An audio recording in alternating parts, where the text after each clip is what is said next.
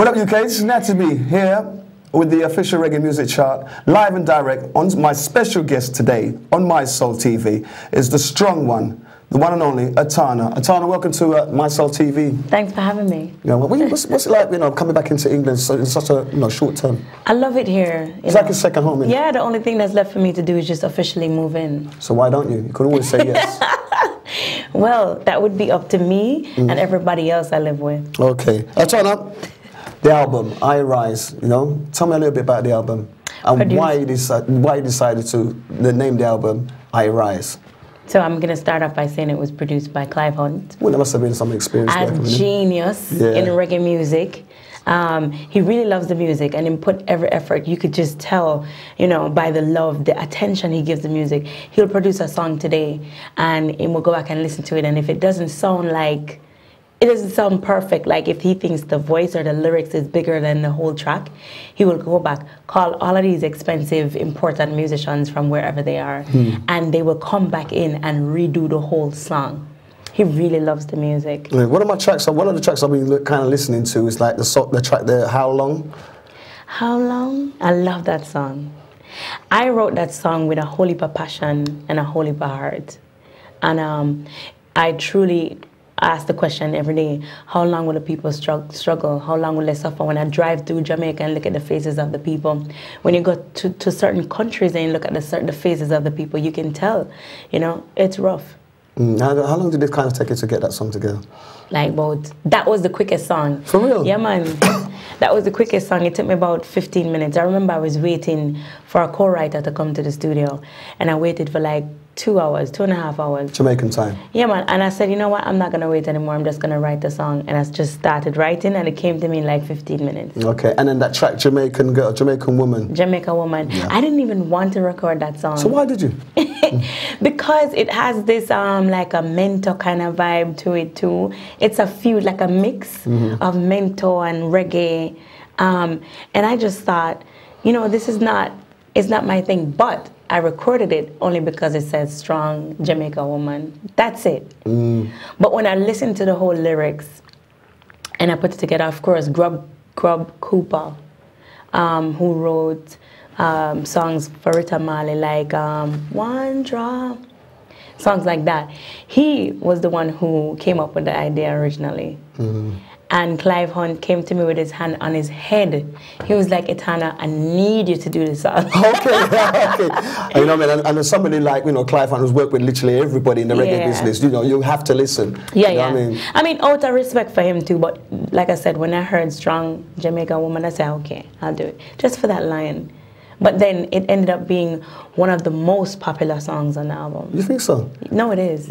Like in the US, in New York and all of the East Coast, I would say, yeah. Okay, I mean, my favorite song off the album is Trigger, which is currently #1 on the official reggae music. You know what I mean? Yeah. I mean, that's like you're telling a story on that song. It is a story. You know what I mean? Is it something that you've sort of like seen, you've experienced or anything like that? Last year, no, 2 years ago, I met this young man. He was going to one of the highest graded everything about it, etiquette, everything across the board, schools in Jamaica, and he had to hide for a long time where he was from because nobody believed that he could be so intelligent and come from the garrison. Okay. But then his mother got sick and she had cancer and she was not able to pay his tuition anymore, and he would get help from the old boys. He had to learn four other languages so he could do competitions across the world to represent Jamaica to get money for school. Okay. And in another situation, a young man in Jamaica, just the same, mother fell ill, was going to school, everything, and then he decided to, take the other route to find money so he can educate himself. Sad story, but anyway, I mean, I'm glad that you put it into lyrics, you know what I mean? But because that's just to say that everybody from the garrison is not necessarily a bad person. Not everybody from the garrison is willing to take up a gun and fire it. Some people actually want to find their way out, Another twist on the album, another track I've been listening to, and I've been listening to very, very hard. I've got an ear when it comes to your songs. Yeah, I've got ear. Thank you. And if I tell you straight, if the song's not saying something, I'll let you know. And you don't ram for tell me? No, I don't. Yeah. I don't play to tell them. Yeah. You know what I mean? Love songs.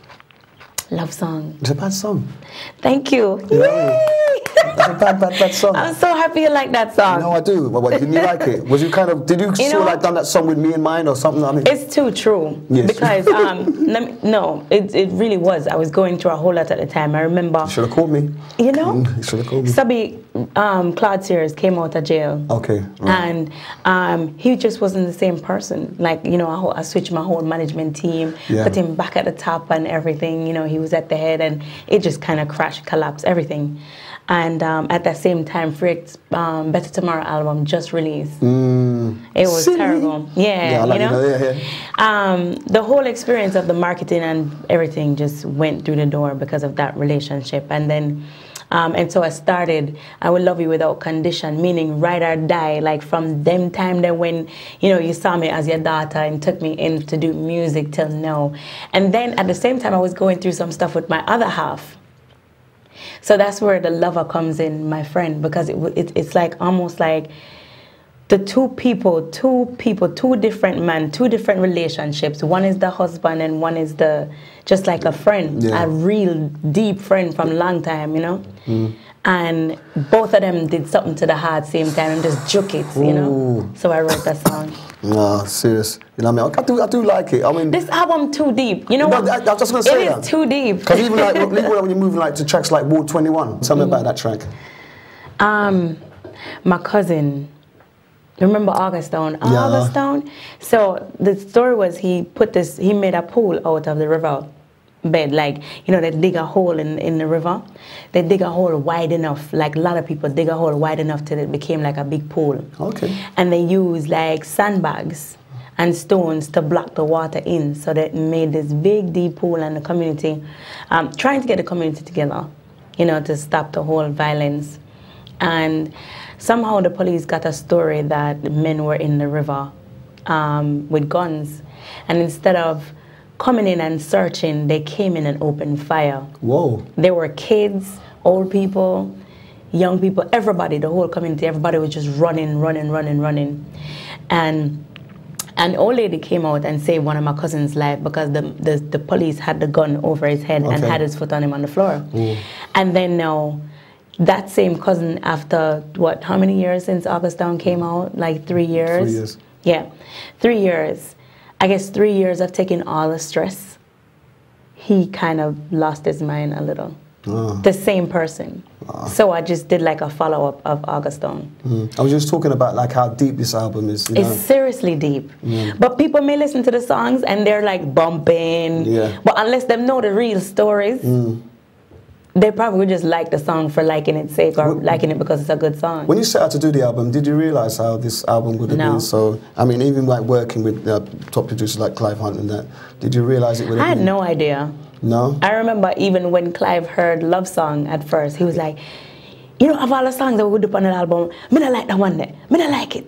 You know, I don't like the song there. I like it. That's what matters, yeah? No, but when it was finished, it became his favorite song. But honestly, I had no idea I was going so deep until I listened to the whole album. A tough album compared to like Better Than Tomorrow. Yeah. You know what I mean? I've got a couple of tracks, you know, favorite tracks off the previous album. But Better Tomorrow was a little light, right? Yeah, it was. Yeah, a bit really polished. You know what I mean? Yeah. But this is the reflection of you. I Rise. You know what I mean? Why did you give it that cut there? You know, why did you get that? I Rise. Because of all the things I go through, or have been through in reggae, in music, in life. Right.